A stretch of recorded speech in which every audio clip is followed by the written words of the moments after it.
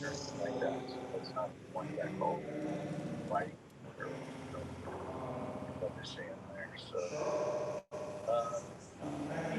and successfully found a book. So Nancy wrote uh, join the funniest uh,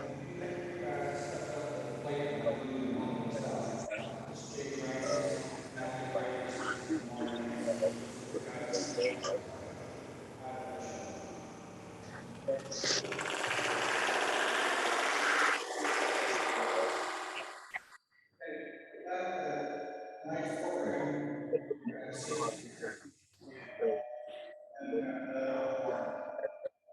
the training separately.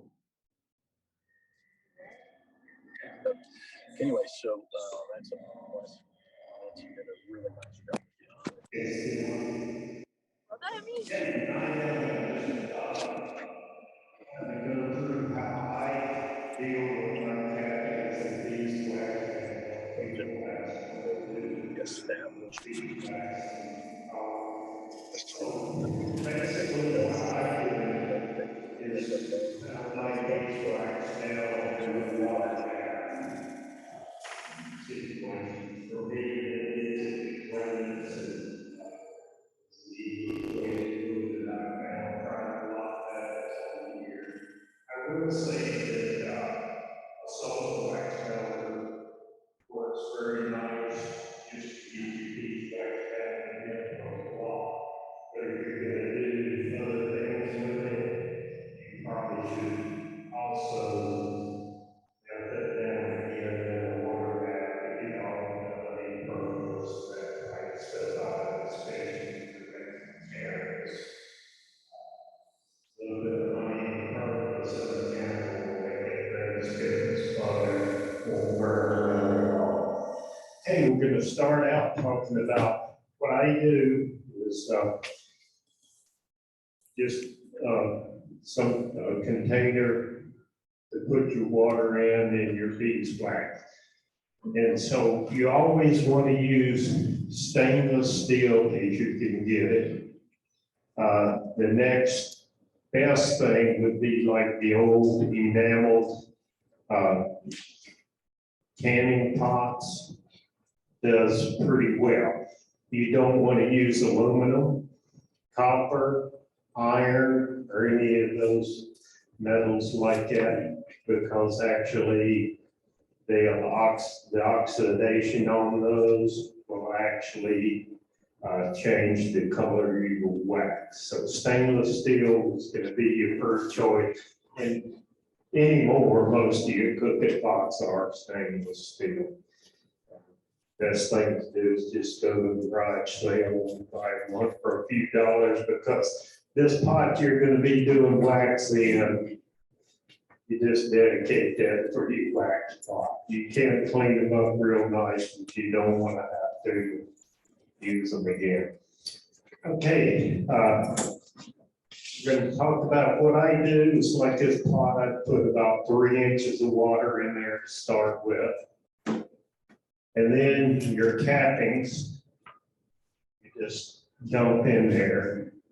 And this is some of my cappings. I have a wax spinner, so these probably look a little different from what you have. So you have your water in there, you just basically dump those in, and you can fill that thing up, fairly high. You don't want all the way to the top.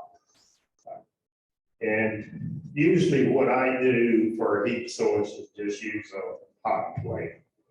You can use like a propane burner, but I want to remind you right now, wax is flammable. So when you're doing your wax, you probably want to do it preferably outside if you can. If you do it in your garage or something like that, do it away from anything else. And have a fire extinguisher in. I have had a wax fire before, but I have a fire extinguisher. So what you do is you heat this up and bring it up to where you have like a gentle kind of rolling boil kind of thing. You don't want to have a real vigorous boil, because what happens with this wax is when it gets to a certain point, it starts going real, it'll start to kind of foam up.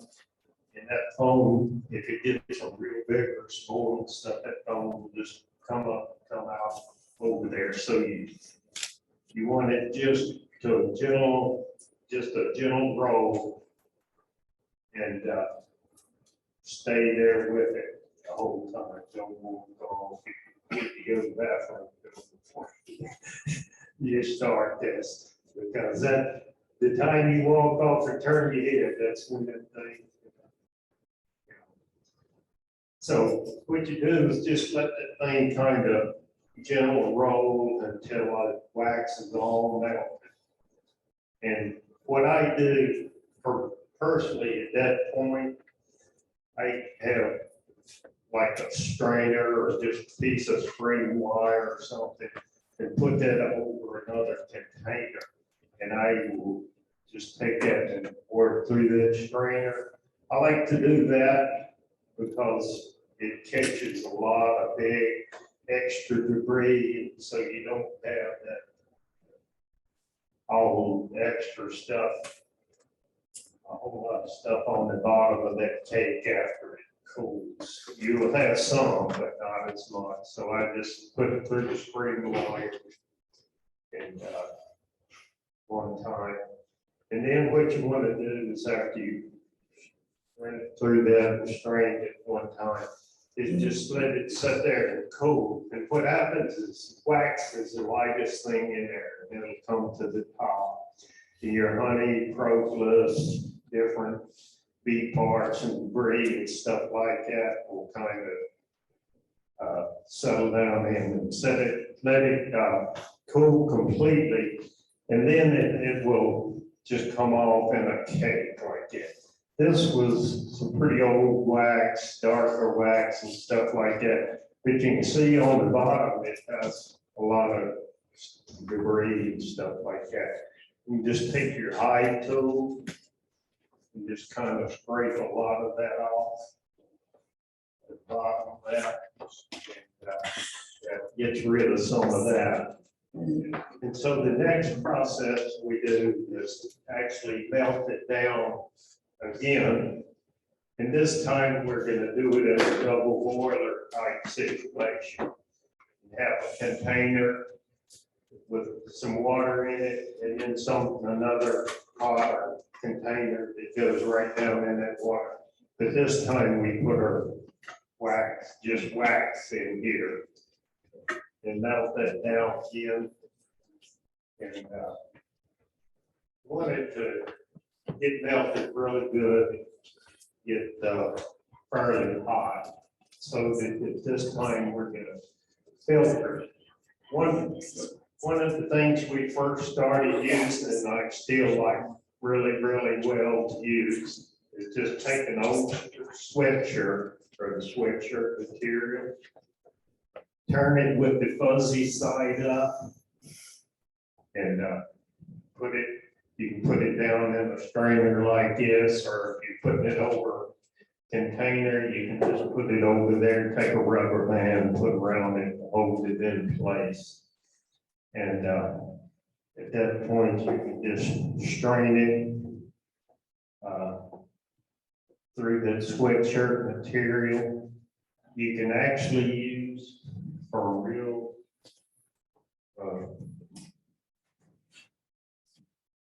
does a great filtering job as a paper towel. You want to use a good brand of paper towels. Don't use the cheapest one you get. And get the full sheets instead of now they make all of these half sheet things. It's better if you have the kind of full sheet without that brand in there. And at that point, you can pour it through there.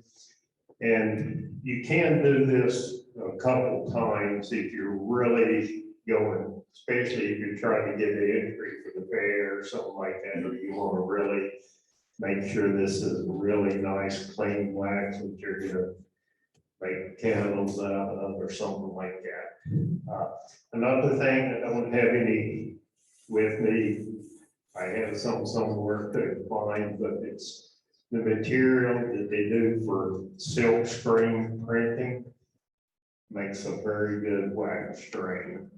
So if you can find some of that, it works really good. Good thing about that is when the wax hardens and stuff like that, it kind of will pop off and break off. So, whereas with this, you know, your sweatshirt material and stuff like that, you'll have wax left in there. But you know what this is? That's the best fire starter that you ever had. If you have a fireplace or want to start a fire or something like that, you just put that in there and light it. And that's great for starting fires. So I've kind of gone through this really quick, but not a whole lot to it. But are there any questions anyone has? This is kind of a block of wax that you get, you know. And, this one does need to be strained one more time. It's got a little bit of debris on it. Yes. Do you wash your cappings first, or do you just, would you dump? You know, I have washed them first when I'm for competition or something like that. I'm trying to get the very lightest and whatever like that. But I'm not real sure that you have the results as much difference one way or the other. I used to wash the cappings quite a bit, but I don't do it anymore. But all you're doing basically is getting the honey out of it, doing it in this water bath. Pretty much, all the honey's gonna be out of the wax down in there.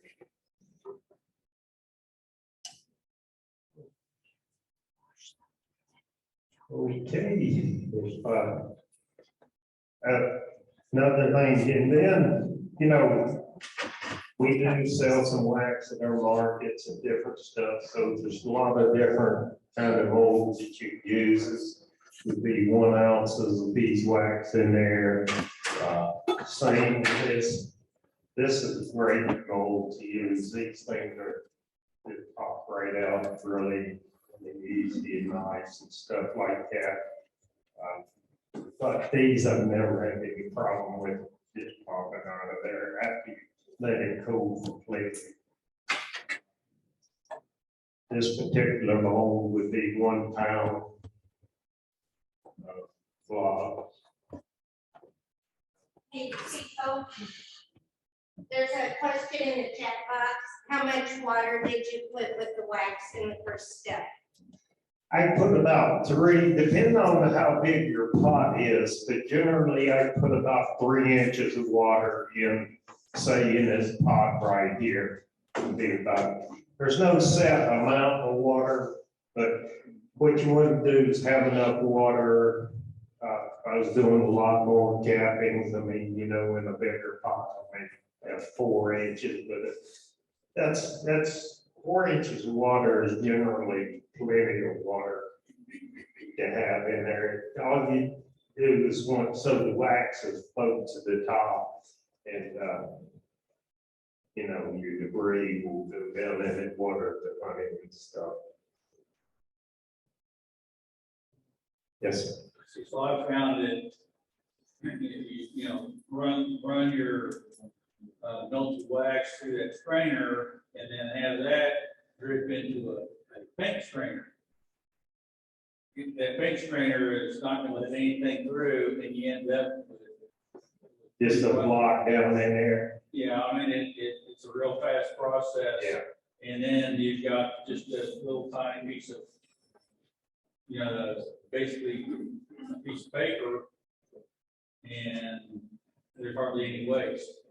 As opposed to like a t-shirt where it holds a lot of your wax. Right, yeah, yeah, then your, sweatshirt material and stuff, the wax, you will have a certain amount of wax left in it.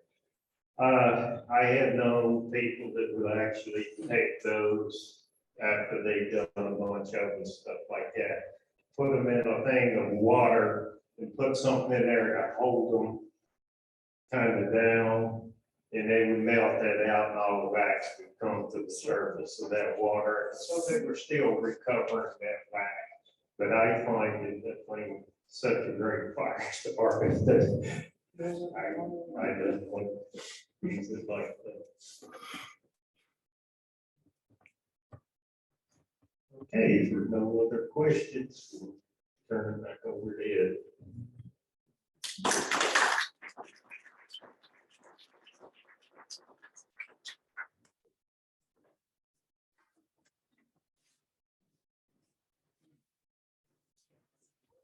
I'm sure when I was young, I had this problem also, but I apologize, Joe, I forgot your name. Do you have anything to add? Pardon me? Do you have anything you want to add? No, Okay, thank you. like I said, we always think we're getting old, we can't remember stuff. But I vaguely remember my mom pinning my mittens to my jacket when I was young. I didn't walk around and say, oh my gosh, I'm getting old, I can't remember where I put them. And so it's been a condition since early childhood. Okay, our next program is with Marty. And Marty and I took a couple of his hives and did an inspection in preparation for winter, trying to make sure that they were strong enough. We got surprised. Kind of just let the play out, and Marty will kind of fill in after the fact what he did to those two hives to make them so that they would survive the winter. Because what we found was they probably wouldn't survive the winter, and that was somewhat of a surprise. You got the film to roll.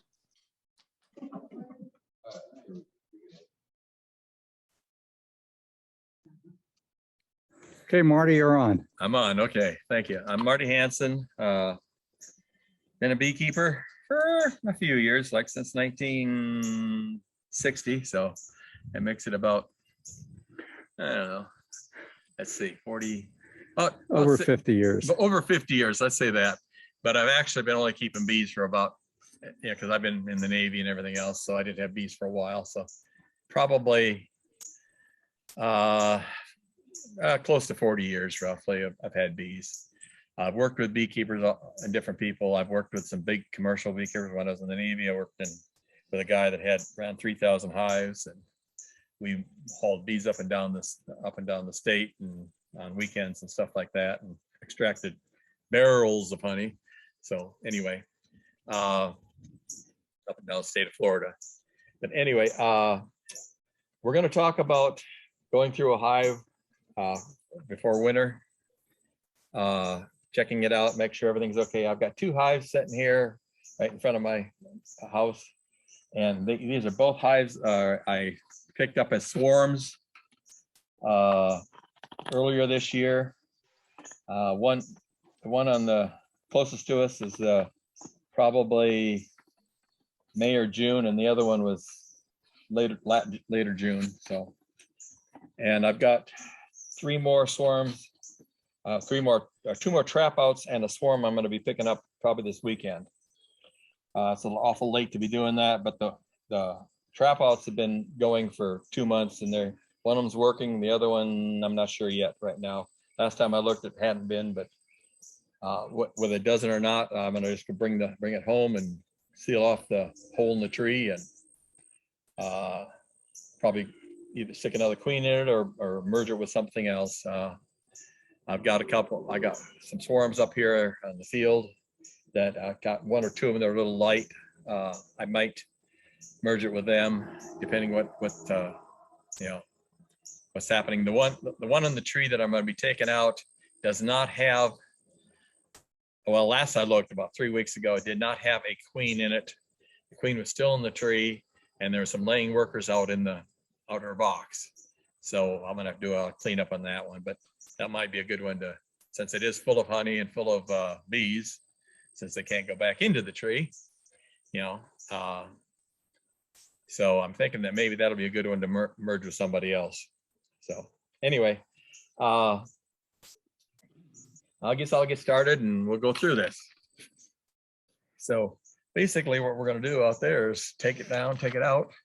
And I know they won't have enough. I mean, I'm going to take some of these frames like this, that are got wires in them, and take the comb that we take out and put it on there, and then rubber band it in and put it into the box. But I know I won't have enough to winter them through, so I've got about probably 30 or so deep frames full of honey down in the freezer, and I'm gonna bring a bunch of them out and we'll put them together and make up a hive out of it, you know, if I get the queen good. So anyway, get started here.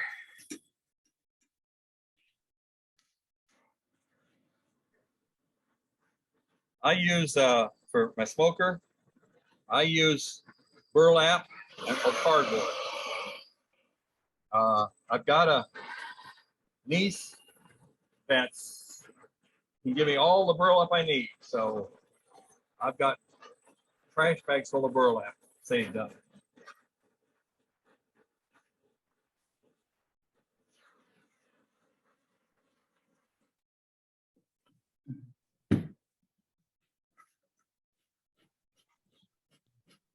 I may have packed this one a little too tight. We'll see if I can get it going.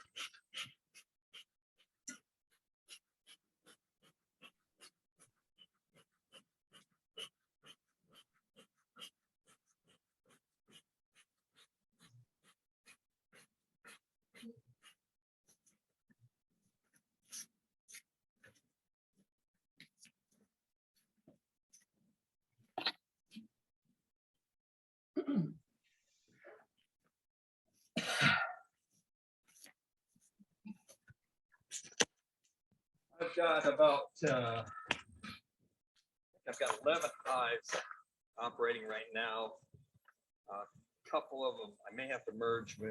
I had more this last year, and I haven't replaced a lot.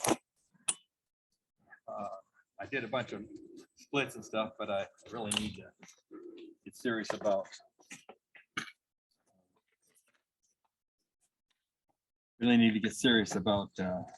expanding a little more. I didn't take much honey off this year because I wanted to make mostly splits.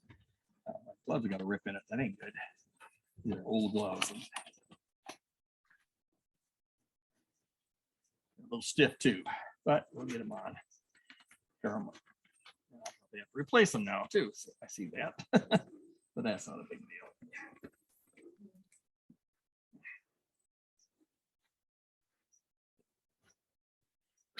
Anyway, we'll go into this one, take a look, see. Pull up on the top, that's good.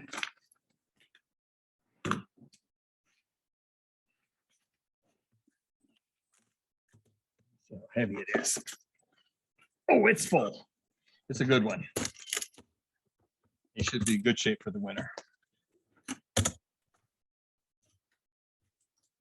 Got a feeder in here. I left it when after I made this. That's the feeder in. I'm going to take it out and put it in frames in, but I can do that. I use internal feeders usually. Let's see. Let's break a couple of these apart. Only thing bad about feeders is they make them pretty tight to get into them.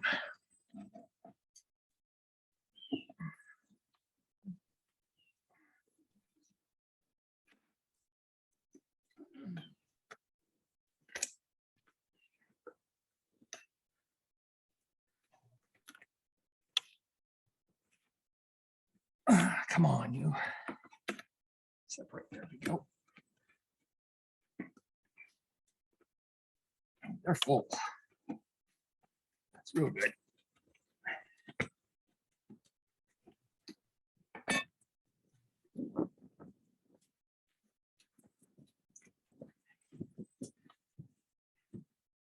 I got a little room around the edge on that one, but not much. That's the second one in.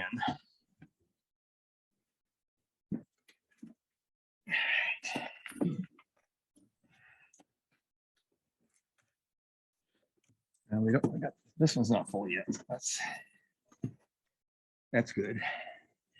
And that's not good, but I mean, it means I Gives them room. they've got room yet to work if they had to, even though it's pretty much done working time. All right, now they should start taking a look here in the middle. It's full of honey. It's not capped all the way. No brood or anything up here.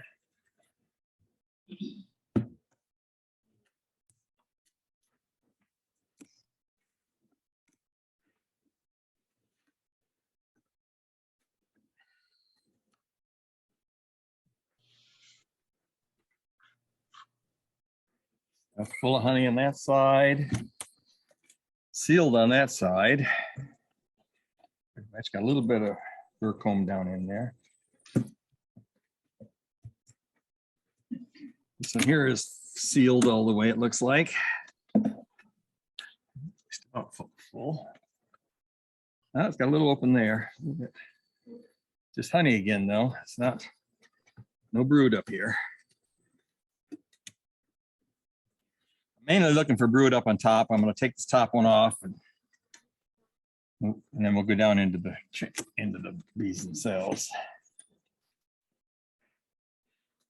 Honey and everything else, but no brood. That's what I like to see up on top here.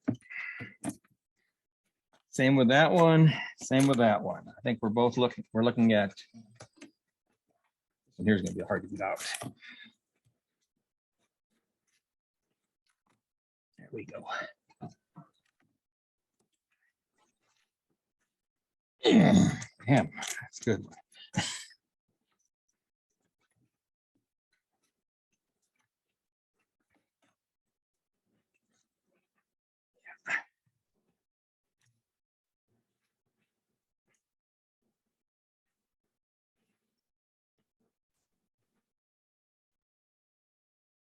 There's some pollen down in there, but a little bit of pollen, but it's way down in. I see. Yeah.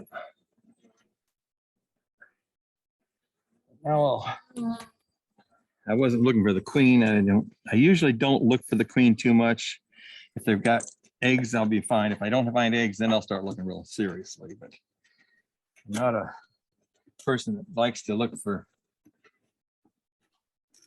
cause trouble just looking for a queen.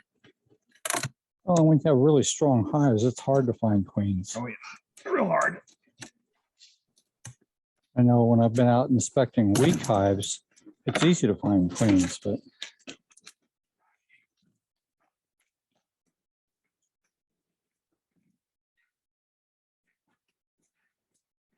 All right. Let's comb off here. Yeah, I'm using an internal feeder there. I like internal feeders are the best way to keep robbing away. If you use an external feeder, you always got to deal with possibility of them starting to rob. And if you're open feeding or anything like that, it's definitely a chance of robbing and stuff. So I always use internals.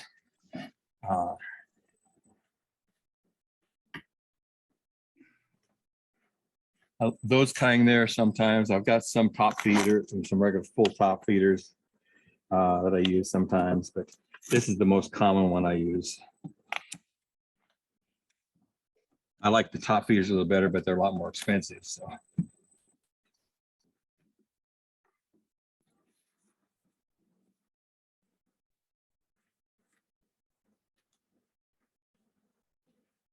Pollen there. Some honey on the edges.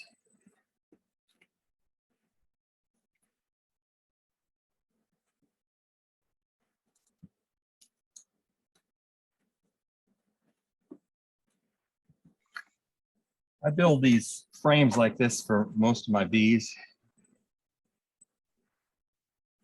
Pollen.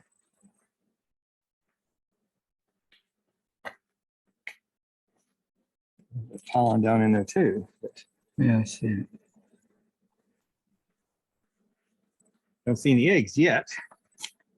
This way we'll see if we can find some eggs. Larva and stuff. That one's got pollen in again. Pollen down along there a little bit. But not much. No eggs. Here I am sitting here with a smoker that I could be calming them down a little bit with, but they're not doing bad. They're pretty calm anyway. Yeah.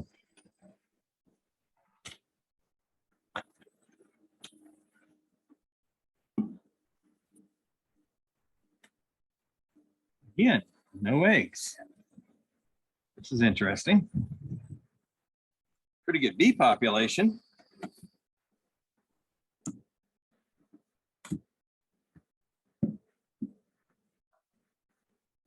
No. Pollen and a little bit of nectar, huh? A little nectar and pollen again.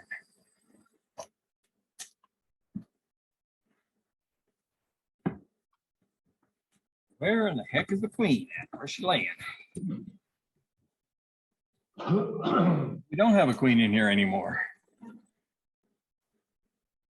I don't see any queen cells, so I don't know what happened. This has got nectar and pollen too. Interesting. This is a pretty strong hive. Good population of bees, but no cells. Well, we will be looking at the other one then. What's in there?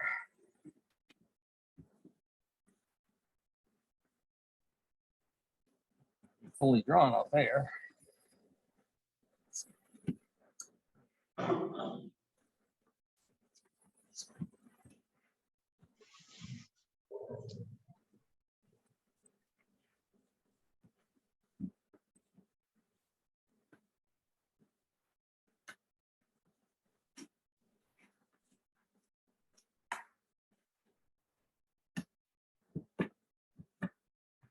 I don't think we got a laying queen in here at all.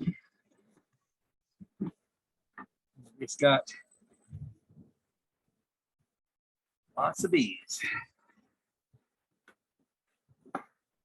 Either something happened or something, I don't know.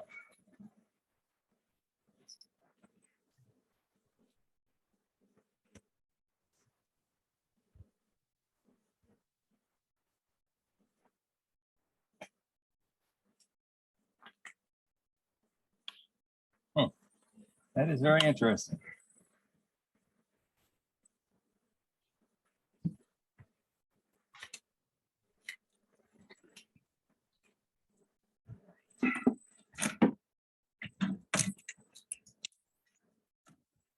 This thing is really full. This is heavy one.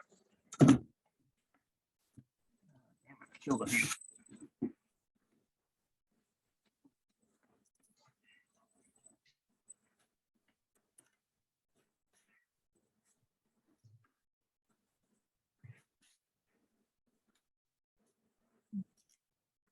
Just overlook at these last two. Sure that nothing in them, but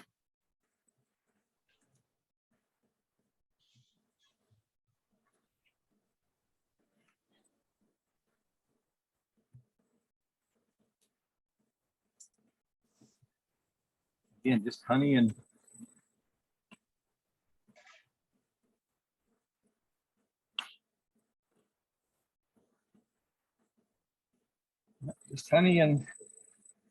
honey and nectar and pollen a little bit.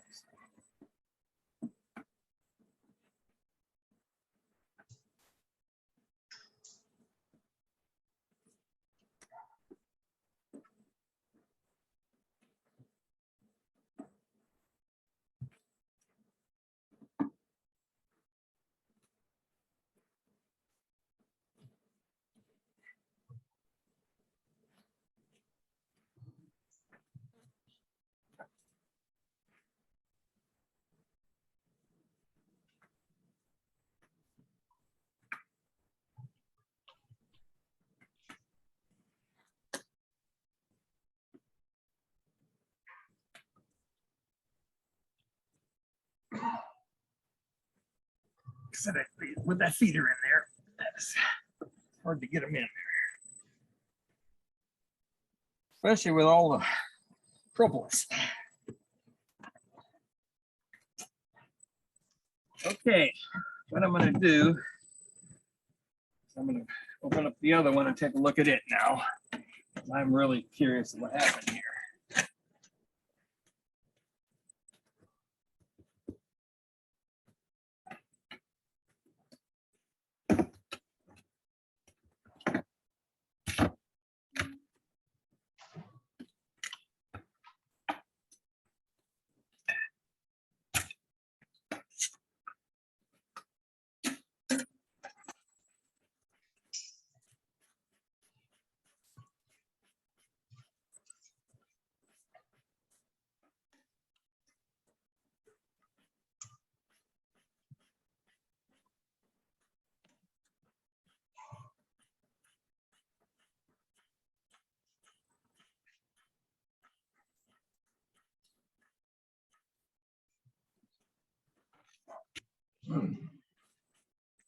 Got bees up on top of You got a here. frog in there too. Yep. Oh, buddy.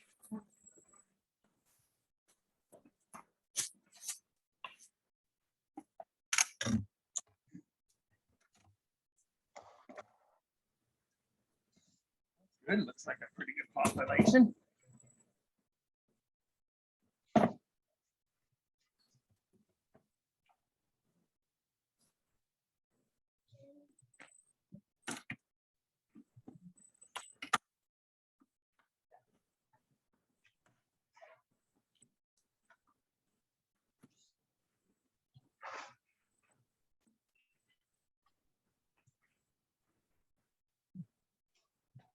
Oh, no, good. Got some nectar in it.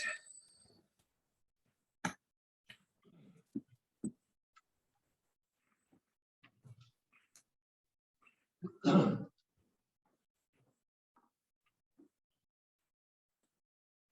no, good again.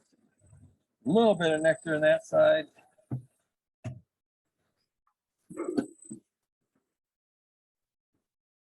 So even though this one doesn't, I mean, the other one doesn't appear to have a queen. Doesn't appear to have a This queen. one doesn't appear to have the stores No, this one does not have the stores. Those are, or the bee population. or the bee population. Don't look like it. These are pretty much all real shallow. This one's got some a little bit of nectar in it also. And when did you get this swarm? This one is in late June. Late June, okay.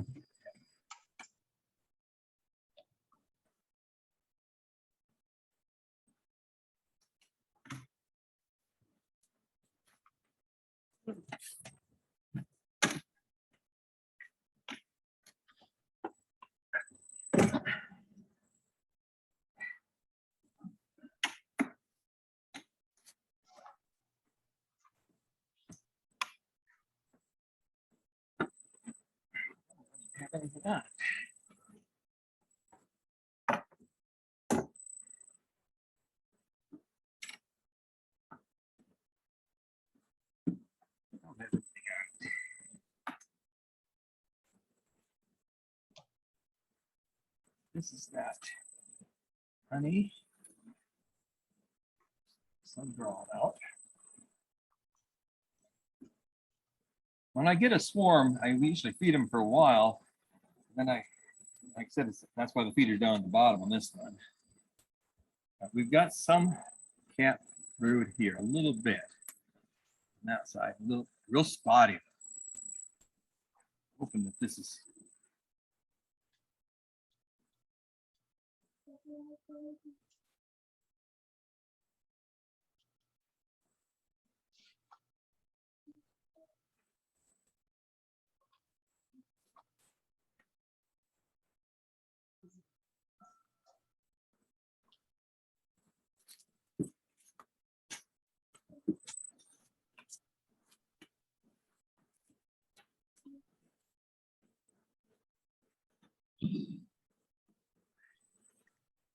A little bit of cat brood there too, but very little. I get better flat pattern in the middle there. Spotty on that side too.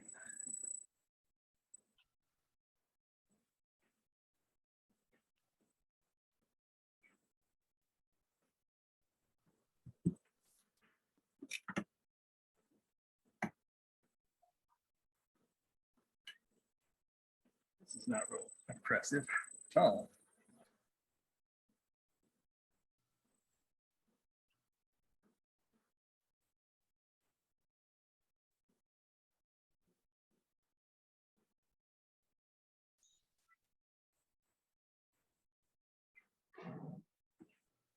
And then the next one's pretty much empty. And the last one's pretty much empty. So, not real sure. Very little brood in there too. This time of year, you should have a little more than that, even though it's right, a queen, so I can look for that.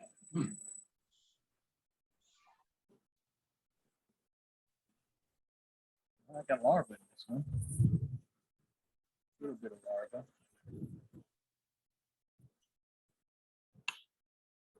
Pretty old larva. Bigger larva.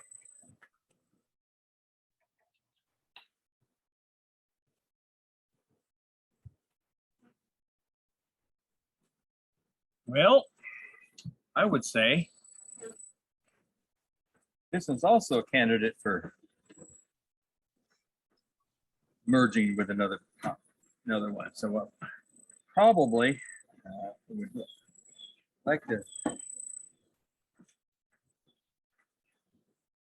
may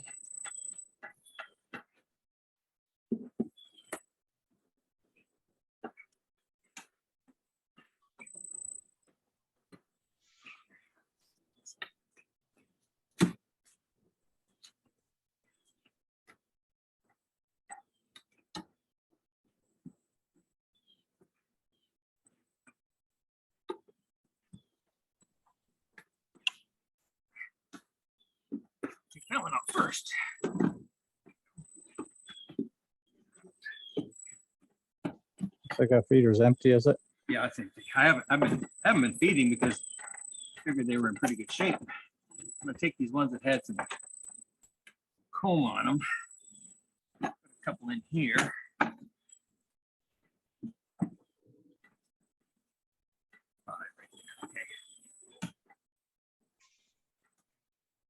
I haven't been feeding because I don't usually feed until a little bit later. Decide what I'm going to do here. Probably what I'm going to do, I'm going to put this back together for now. I'm going to pick up a swarm Saturday, and I'm going to find what I probably will do is put the box on top of that one. Either that or what about your cutout today? The cutout, that's Saturday too. Oh, that's Saturday too. That's Saturday. Yeah, Saturday I got Jeff to help me, a buddy of mine, and I don't get around real good yet. So Okay. yeah, I got a buddy of mine to help me, and we're gonna go pick up the cutout first. That's at 9 o'clock in the morning, and then we've got two boxes to pick up. One's a trap, one's a good trap out that worked, which I will probably put on one of these. Okay. Take newspaper on top. I'm gonna get another frame, put it in there.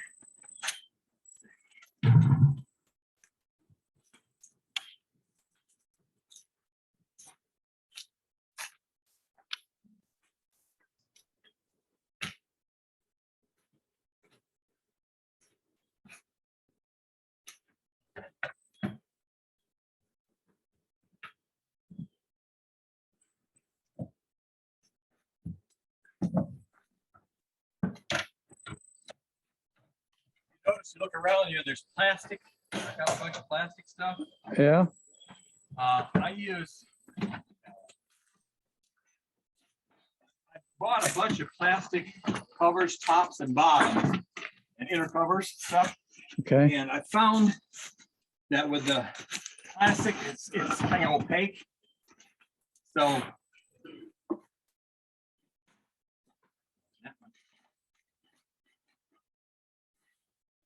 So being opaque a little bit like that, it kind of lets more light in. On the hives that I have plastic covers on, I have falling apart. I have very few, beetle problems, not mites, beetles. Yeah. Well, I've experimented with going to those red plexiglass tops that let red light in. Doesn't seem to bother the bees, but it sure has reduced any problems I've had This works with. the same way, I think, too, because these plastic tops are kind of opaque, and you can't see through them, but there's light comes through. I've got inner covers that are plastic too. And there, I've got some bottoms. Okay. That are plastic too. I bought a whole bunch of tops, and well, that's actually the bottom right there. That's we worked off from there. Only bad about the bottoms, if anyone ever gets into these, in the middle that kind of supports everything. Yeah. It's right in the middle where you want to put your reducers. Yeah. Entrance reducers. So you end up having to do a double reducer, basically. Put one on each side. Close one side off completely.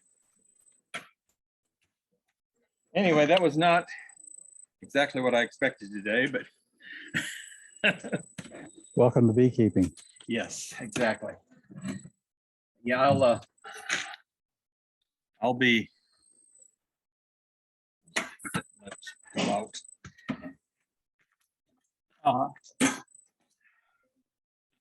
I'll be probably when I pick up my swarm Saturday. Okay. Pick up my, and I'll be putting, but I'll put a sheet of newspaper on top of this one. I'll take the feeder out. I may leave the feeder in this one.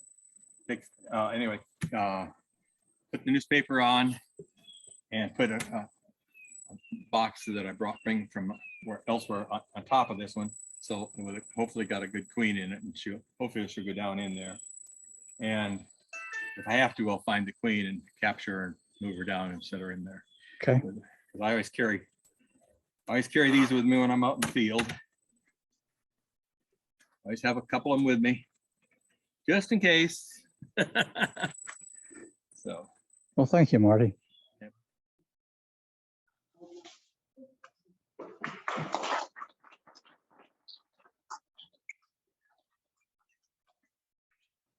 You hear me? Basically, I wanted to fill in a little more follow-up on that. The two hives there that we worked on that Thursday. Video taken and everything on Thursday. That Saturday, I went out with a buddy of mine, Jeff, and we went and did a cutout in the morning. We had a carpenter come out and we did a cutout in a bar and a pool house. And we got a pretty good bunch of bees out of that, with a bunch of brood and stuff like that. I rubber banded into the frames and put it into a box. I had a box almost full of bees, and left it sitting there. The rest of them were still swarming around, and went and picked it up that evening. Then from there we went over to one of my trap outs that I had. I had two trap outs going at that time. One was people had bees in the eaves, and I put a screen funnel out so they couldn't come back in, and sealed up all the other cracks that were getting in, and so they had to go out, come back, couldn't get back in. And then I set a box right on the roof, right above it, and they were working the box when I checked it a few weeks back, a few weeks before that. And then when we went to pick it up, there was a few bees in there, but they hadn't moved in. And they had left the eave though, because they'd been forced out of the eave by the funnel, basically. So I didn't get that one. That was one I didn't think was gonna work anyway. But I had another trap out I started earlier on a tree. People wanted to get the tree, a squirrel hole about 20 feet up in a tree, and there's been bees in there for several years, and they're kids and dogs and everything. They were worried about the bees, so I drove my trap out, I used a full deep, an old deep, and then I used a medium below that, and then I put frame it up with lumber around it to hold them together. Basically, I screw it all together and screw a bottom on, and then I put old frames in there, and then we took a piece of foam from a cushion on a couch, cut a hole in it, put it up against the hole in the tree, and then ratchet strapped the beehive with a hole in the back of the triangular bee escape on the inside of the box. And basically what happened there is the bees could come out, but they couldn't get back in. Well, I've been watching it off and on throughout the whole summer, trying to hopefully the queen would come out. Well, queen never did come out. I went in there back in July or whatever it was and there was a whole bunch of the box was full of brood and honey and stuff. I mean, full of bees and honey and everything else. But there was on the bottoms of there, they made loops of extra wax, and there was laying worker in there. And because the wax is hanging down, it's full of 4 or 5 eggs in every cell. And it was, so basically the queen had to come out, and the workers were trying to make the queen. So anyway, I took a bunch of those frames out that were full and took them home, put them into another one of my hives, put paper down, put them into another hive, put more frames, and they filled them back up again, tried more honey again, and nectar and whatever. But anyway, so when I took it down that Saturday, it was just jam-packed. There was probably a good 50 or 60 pounds of weight of bees and nectar and honey and everything else. And I took it home, and I took that one and put it on top of the first hive we had on the first hive I went through. And I put paper on and put it on top so that because there was no queen in there. So I figured they could work their way into it and strengthen that hive up. Well, they did that, went real well. And I took the other trap out when I went to pick it up that evening. I took that and I was going to put it on the other one. Well, I got back after dusk. Picked it up. They were all pretty much in. There was a few bees still up where the hole was, but they were all in the box. So I brought it home, and I'm unloading it out of the van. I put it in my van, but I just took a sheet and laid it down, set the box in, and then put the sheet back over it so they don't get around, But anyway, brought it home, and I was walking to those 2 hives there, and for some reason or other, there was a couple of bees right there in the grass, and my boot, I have this boot, I kicked the plump, and I got stung all over inside my sock. And I didn't even see them until after, like, oh, what's going on here? But anyway, I got stung 3 or 4 times on the toes and everything else. I do know after the surgery, I do have feelings down there. But anyway, I put that box on top of the second one and put feeders on them a day or so later and started feeding them like crazy. And I brought that other feeder from the bottom up so it was up on top so I could get to it easier. And I went into the first hive, first part of last week to see how it was doing. And lo and behold, there's a bunch of brood in there. And I don't know where the queen came from. I have no clue. There was no queen. I know when the hive I brought from the tree, but there was 3 or 4 frames with nice patches of brood down in there. So I'm happy. So I'm still feeding, and I sorted through the frames. I'm trying to get it down to 2 because I had a lot of halfway empty ones in there. So I'm sorting through and getting the drawn out comb in there and then I'm feeding like crazy. And that hive is pretty heavy. Of course, it's got three deeps on it, so it's pretty heavy. But anyway, the other one, I went into it and been feeding it, and then I got partway down into it that same day, and I got down into the bottom, and I thought, well, I'm just going to have to merge this one with the other one. So I took out some of the undrawn frames, and I thought, well, I've got this stake there, I'll move it over later. But right now, I've got 3 deep on my little stand there, which has got a single post, which is kind of wobbly. Yeah. So anyway, I thought I'll move it over later and separate them out, and, you know, whatever. So I went into it today, or this afternoon was nice weather, and I'll be darned, there's brood in that one now.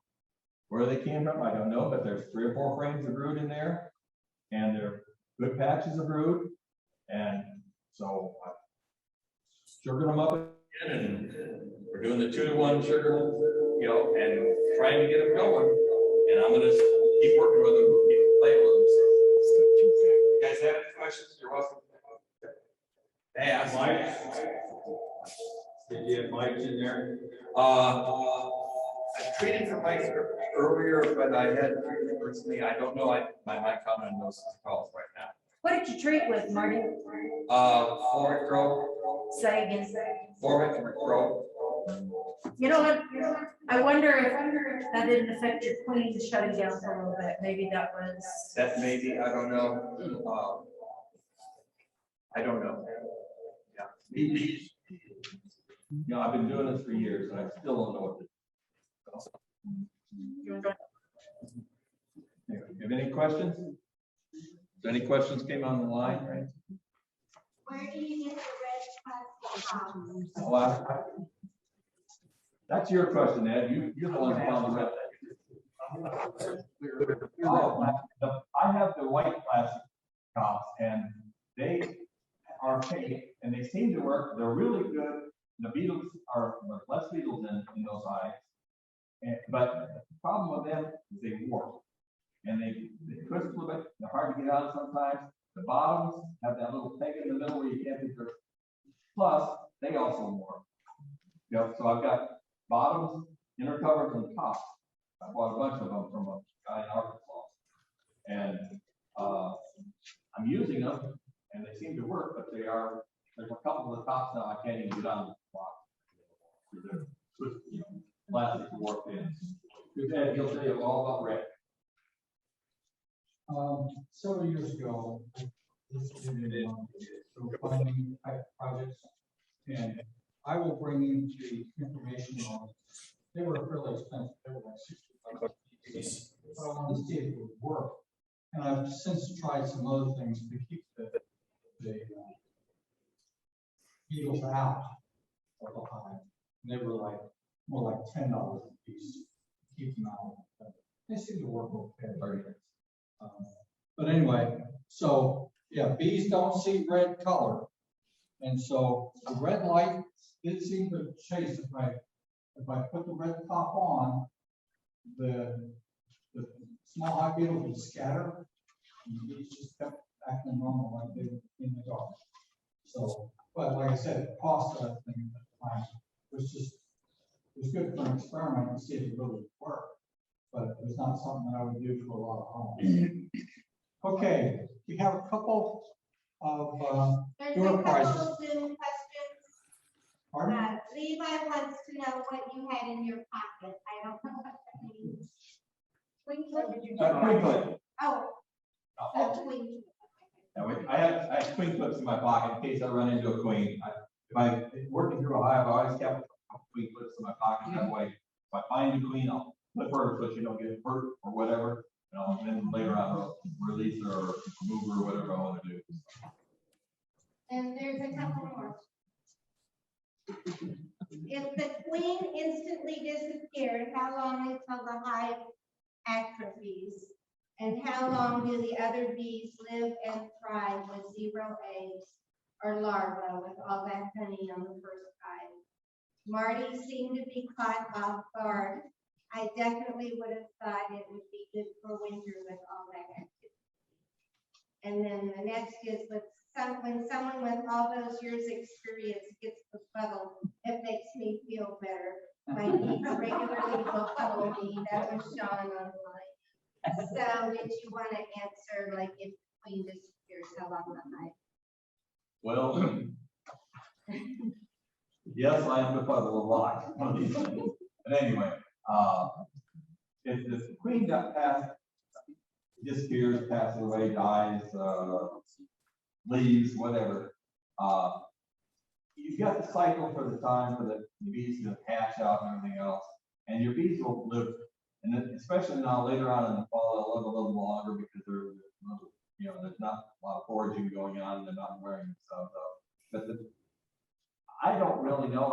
I would suspect they could go a couple of months at least. I would think, you know, before you start really start to lose population, you know, and then it just slowly dwindles down to nothing. You know, so when you check it in January and you look in there, oh, there's nothing in there because dead bees. You know, I don't know. But I mean, you got anything to say about that?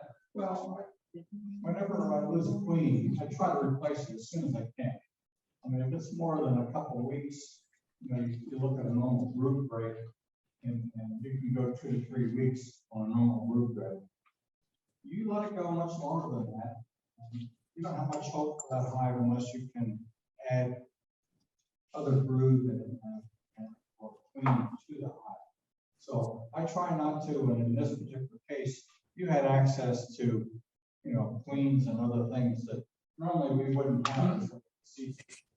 I mean, I would probably try to act in the inspection on my hives would be much earlier in the season, where I still had time to either get a queen or give them brood so they could make.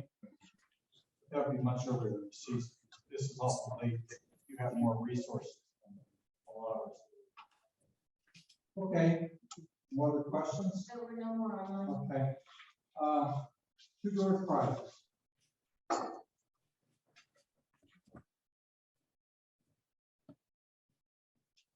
Okay. 886. Last 3. All right. So we have a vaporizer and we have some vegetables. It's your choice. Acrylic acid vaporizer.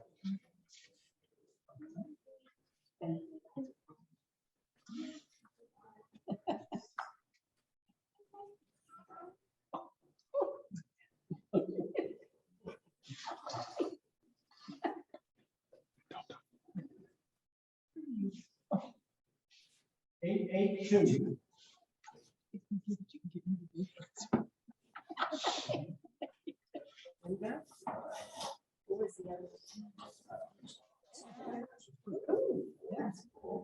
Okay. I'll ask us to leave if you would grab the chairs and hang up on the rack. We got 2 racks here. That will help us get out of here. And like I say, next month we'll have a meeting here. January, December and January. All in